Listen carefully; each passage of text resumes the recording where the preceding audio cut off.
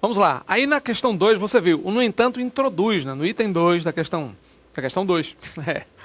Eu estava olhando agora, o item 2 da questão 2. Aí você viu que a palavra no entanto, ela realmente apresenta, né? Ela introduz o que seria a tese, a ideia principal. O objetivo não é, com o texto, simplesmente esclarecer para você o que é jeitinho, de onde vem, mas discutir exatamente o que ele colocou, né? Quando ele fala aqui a questão da postura brasileira, será que isso está realmente adequado ou relacionado, vamos dizer assim, somente à forma adequada de educação exercida ou tem outras coisas aí metidas nesse negócio? É isso aí, acompanhe. Então é claro, né? O item 2, como você viu aí, lojinho, tudo certinho, nenhum problema. O no entanto, apesar de ser adversativo, né, traz realmente a tese do texto. Tudo certo. O quarto parágrafo, olha aí, começa aí com ora, incapacitado pelas leis, não é isso? O quarto parágrafo apresenta o argumento central para a sustentação da tese. Bom, ele tenta justificar o porquê de o brasileiro recorrer ao próprio jeitinho, né? Incapacitado pelas leis, descaracterizado por uma realidade opressora, ele busca sempre uma forma de obter, claro, os meios necessários à sobrevivência. Aí ele fala autoridade, ele vai utilizar termos emocionais, tentar descobrir isso e aquilo, a terrinha natal e qualquer coisa nesse sentido, né? Veja que o quarto parágrafo já termina com aquela frase célebre. E muitas vezes conseguirá o que precisa. Então, claro, né? Ou seja, da forma como o brasileiro, vamos dizer assim, procede, né, a maneira como ele age e tal, e de que forma os resultados são obtidos aí. Ok, o item 3 também está correto, né? Você tem, claro, vários argumentos aí, mas ele diz o argumento central, ou seja, o jeitinho brasileiro, né? Ele sempre dará uma desculpa, dirá isso, aquilo, falar isso daquela forma. Então, o argumento central é o uso dos jeitinhos, que é exatamente o que ele fala. Resposta certa. Portanto, claro, letra D de dado. 2 e 3 corretas, nenhum problema. Vamos lá. Questão do número 3. Assinale a alternativa que identifique a composição tipológica do texto do jeitinho. Pessoal, aí você sabe, né? Quando ele fala em composição tipológica, aqui o tipológico em relação ao tipo textual. Lembra? Os tipos textuais hoje, teoricamente consagrados, né, constituídos em relação ao plano formal, você tem aí, do ponto de vista formal, na tipologia, né? O descritivo, o expositivo, o injuntivo, narrativo, argumentativo, que também é conhecido por muitos como dissertativo, né? Então não tem problema algum em relação a isso. Pessoal, ó, descritivo, características, já sabe, né? Relata ou descreve com detalhes, momento único, sequência numerativa, não é isso? Verbos no pretérito imperfeito, geralmente. Expositivo. Bom, o expositivo você tem várias modalidades de uma forma ou de outra, né? O objetivo é realmente levar uma informação, um conteúdo, de forma, vamos dizer assim, informativa para as pessoas, né? Então você vai esclarecer, expor, informar. Ele pode ser o texto expositivo instrucional, né, que é muito próximo do injuntivo também. O texto instrucional, ele é muitas vezes classificado na teoria como injuntivo, né? Há teóricos que realmente colocam aí o texto injuntivo, não só aquele texto publicitário, de caráter publicitário, mas o texto instrucional também. Existe um certo consenso entre os teóricos aí dessa suposta migração, né, desse texto aí. Mas no texto expositivo eu posso ter um texto expositivo e informativo, né, o texto informativo mesmo com muitos dados, números, porcentagens, etc. Eu posso ter também o texto opinativo, né? Então o opinativo, texto estilo editorial e tal, artigo de opinião, não deixa de ser um texto expositivo até certo ponto. Eu estou expondo o meu ponto de vista, eu estou expondo a minha opinião. Percebeu? Agora, claro, ele fala agora no texto injuntivo, que é a letra C. Pessoal, o texto injuntivo é aquele texto que expressa geralmente uma ordem, um comando, um direcionamento, né? Ele se caracteriza muito pela função conativa ou apelativa da linguagem, lembra? Que é aquela função que procura convencer, sempre convencer alguém de alguma coisa, fazer alguma atitude nesse sentido aí. Então esse é o ponto realmente injuntivo, tá? No texto narrativo, claro, você conta uma história real ou fictícia, personagem, espaço, tempo, enredo. Você tem muito foco narrativo, né, que é a maneira de contar a história, primeira ou terceira pessoa, toda essa característica da narração, né? Verbos no pretérito perfeito, geralmente, por aí vai. Tá? É importante lembrar que no texto injuntivo, geralmente são textos publicitários, textos que tentam convencê-lo, né? Às vezes até o horóscopo, já falamos aqui em aulas anteriores, né? Ah, não saia de casa, faça não sei o quê, evite comer tal coisa. Então você usa uma sequência de imperativos aí para tentar influenciar o comportamento do leitor, certo? E o texto argumentativo, você sabe, né? Ele procura defender um ponto de vista. Ele faz perguntas retóricas, então faz perguntas do ponto de vista discursivo, mesmo daquele discurso persuasivo, usa dados, fatos e opiniões para tentar convencer alguém de alguma coisa, muito mais naquele sentido ali de defesa da tese, né? Do argumento. Aí é aquela velha história, a prova caiu. Não, mas caiu na cadeira, caiu pertinho, deu pra pegar. Professor, o que foi que a mão fez assim? Não, caiu a prova. Não, já peguei. Já peguei. Tá aqui. Aí você tem, claro, aí, o texto dissertativo que defende um ponto de vista. Se você observar, veja aí, vou mostrar uma coisinha para você, acompanhe. Olha só. Olha o enunciado da questão 1, gente. Olha só. Né? De acordo com o texto, é correto afirmar. O jeitinho é assim, as instituições fazem isso, dá exatamente o texto, dá a falta de capacidade. Aí depois ele coloca aqui, ó. O primeiro parágrafo introduz o tema na questão 2, né? Introduz o tema a ser discutido, depois a tese apresentada. Opa, tese, então já me dá uma pista de novo, a ideia central. O argumento central, a questão 2, já me dá subsídios também, de tese e argumento, para eu puxar o texto, a própria análise textual aí, para a dissertação, né? Para o texto argumentativo. Agora, o mais importante é que você veja o seguinte. Ele diz assim, descritivo, consequências narrativas. Não, ele não conta a história, não está contando história nenhuma.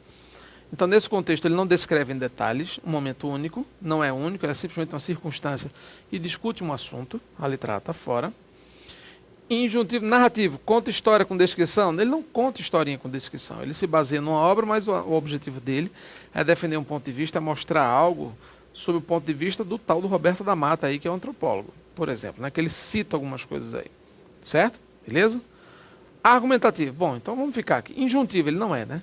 Ele não está tentando dar ordens para você, por exemplo, para dizer alguma coisa, manda influenciar seu comportamento, faça isso, faça aquilo.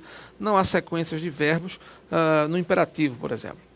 Então tá, eu tenho duas coisas, o expositivo ou o argumentativo. Sequências argumentativas, ou seja, defesa de ponto de vista. Sequências injuntivas. Pessoal, a injunção, já falei, é aquele comando, faça, vista, durma, experimente, né? É aquele texto que procura influenciar, siga tal coisa, faça, oriente. Eu não tenho verbos imperativos suficientes aqui. Você já viu que no próprio texto não há essa questão dessa injunção propriamente dita. Então a sequência injuntiva aqui cai fora. Por isso é que a letra B realmente é que mais se aproxima da caracterização tipológica. Então essa composição tipológica expositiva é, se você observar, por exemplo, no segundo parágrafo, na linha 8, linha 7, ele diz, em sua obra, o que faz o Brasil, o antropólogo tal compara a postura disso e daquilo. Aí na linha 9, né, ele explica que a atitude tal surge assim, causa admiração. Ele está começando a expor o ponto de vista do cara. Aí depois ele coloca, ele prossegue explicando. Então já na linha 15 em diante você tem a explicação. Ele está procurando assim, mostrar exatamente qual é, expor o ponto de vista realmente do antropólogo. Aí a partir da linha 22, por exemplo, hora incapacitado, no começo do que ele chamou de quarto parágrafo, né? No começo desse quarto parágrafo, você já viu aí, deixa eu ver aqui, ajeitar o microfone, que negócio. O cara foi, professor, sua voz mudou de repente. Foi, bicho, normal. O microfone ganchou aqui na cadeira. Aí chega a sair assim. Não dava, ficou longe. Você tem que ver, rapaz, o que se passa nesses bastidores aqui. Ó, você não sabe o que está por trás aqui dentro. É normal. É fogo. Cadeira aqui tem um braço diferente, né? Eu fui botar aqui. Aí esse fio aqui. Dá pra ver o fio? Dá não, né? Dá pra ver o fio, Jorge? Esse fio aqui, esse aqui, que passa por trás das costas, ficou atrás da cadeira e amarrou aquele negócio, no ganchinho, ó. Eu fui levantando. Tom. Levei um puxão de orelha agora, literalmente. Né? Porque aqui agarra aqui na orelha. Aí pronto, levei um puxão na orelha. Agora. É isso aí, vamos lá. Vamos voltar então pro quarto parágrafo. No começo do quarto parágrafo, ó. Ora incapacitado pela lei, aí o brasileiro buscará utilizar isso, diante de alguma autoridade utilizará termos, fará isso e aquilo, e muitas vezes conseguirá. Você já começa a perceber aí que ele vai mostrando como a coisa acontece. Já começa a ter um certo caráter quase que argumentativo, né? Mostrando de uma forma ou de outra, mostrando como o brasileiro, né, procura conquistar um pouco aquilo que ele quer, o ponto de vista, aquele jeitinho.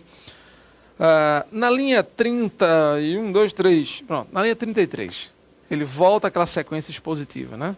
Nos Estados Unidos, as leis não admitem, elas são assim, em termos populares lá não tem isso, aí depois vem aquela velha história, no Brasil é de outro jeito, aí ele continua. É uma contradição simples, aí vem uma coisa mais argumentativa, né?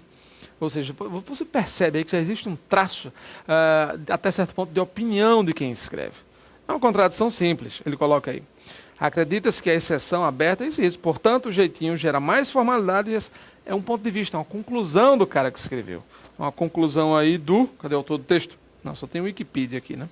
Texto jeitinho, não tem nem o nome do autor, em wikipedia.org, tá, beleza. Então, é interessante notar que nesse contexto aí, já existe um certo argumento, né, por parte de quem escreveu. Aí depois, exposição de novo. Ainda de acordo com o da Mata, ele vai relatar de novo, né, mostrar, colocar o ponto de vista do Roberto da Mata aí, certo? Então, quase uma resenha, né? É quase uma resenha aí em relação ao jeitinho, fala um pouco do livro do cara, a opinião dele, sai pontuando alguns textos ou alguns trechos que para ele foram realmente interessantes. Vamos lá, acompanhe. Olha aí. Então esse texto aí realmente é predominantemente expositivo, existem algumas sequências argumentativas, nós mostramos algumas aí, né? Exatamente da linha 36, vamos começar aí, logo no princípio, né? O quarto parágrafo, ele é bastante argumentativo, ele tem um trecho aí, né? A partir da linha 37 também você tem um trecho argumentativo e no final, né? Que ele tenta listar, mas também ele diz a fórmula é típica, ele diz essa questão aí, ok? Vamos lá. Questão 4, olha só. Quarta questão em relação ao pacote. Vamos ver. Tem um trecho aqui, você já sabe que não começa pela leitura do trecho, né? Assinar a alternativa que apresente as propostas de substituição. Olha só. Propostas de substituição dos trechos sublinhados, nas quais se preserva a correção estabelecida pela norma gramatical. Vamos lá. Aí você tem aí. Causa-lhe admiração e espanto ao vê-la isoladas. Então, vamos lá. Causa, explica a atitude formalista dos norte-americanos. Então tem um plural aqui. Eu estou me referindo a pessoas. Não é isso? Eu tenho uma referência de plural e falando, claro, de pessoas. Causa admiração e espanto aos brasileiros. Pessoa. Então, causa admiração e espanto a eles.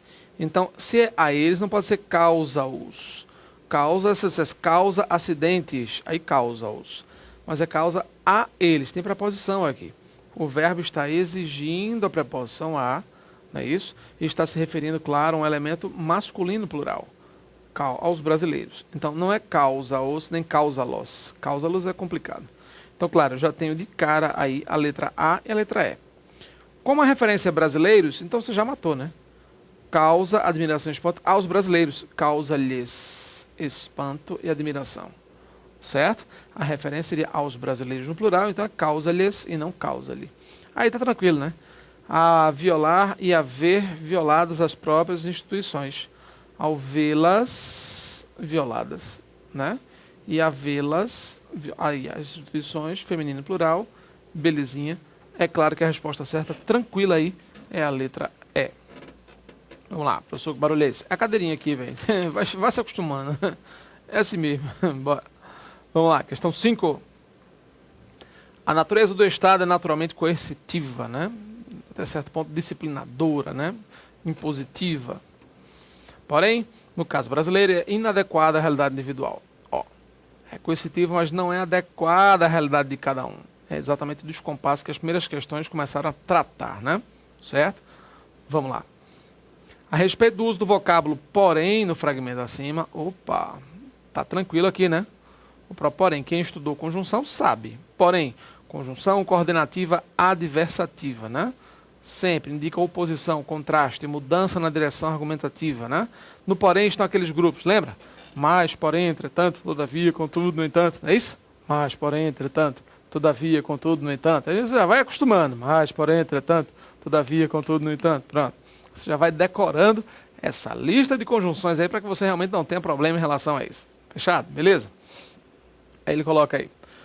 A respeito do vocábulo, a letra A diz, é uma conjunção, pronto, ele já disse conjunção, subordinativa.